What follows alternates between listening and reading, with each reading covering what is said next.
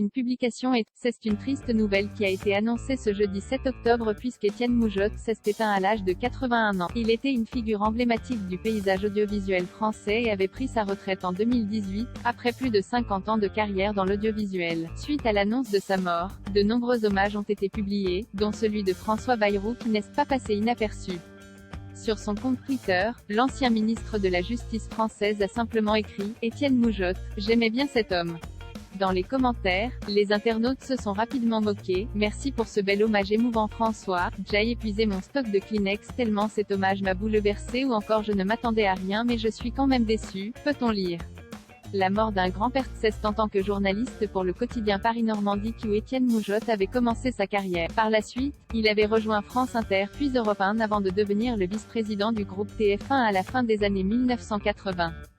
En février dernier, il avait sorti une autobiographie intitulée Pouvoir, dans laquelle il avait retracé son histoire et son parcours au cœur des médias. Figure emblématique de l'audiovisuel, Europe 1 a rapidement souhaité lui rendre hommage. Étienne Moujotte, c'est 60 ans de l'histoire des médias, aussi bien de la radio que de la télévision.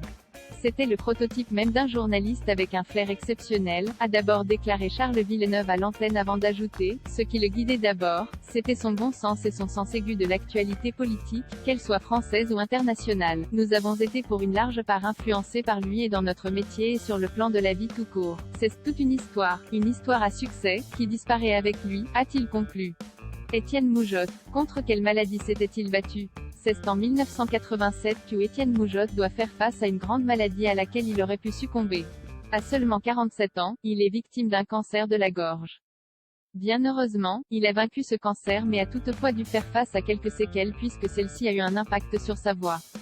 En effet, elle est devenue un peu plus rauque mais cela ne l'a toutefois pas empêché de poursuivre sa carrière. Si les causes de son décès n'ont pas été précisées dans un premier temps, Pierre Lescure a confirmé, sur le plateau de C'est à vous, que son cancer de la gorge aurait finalement eu raison de lui.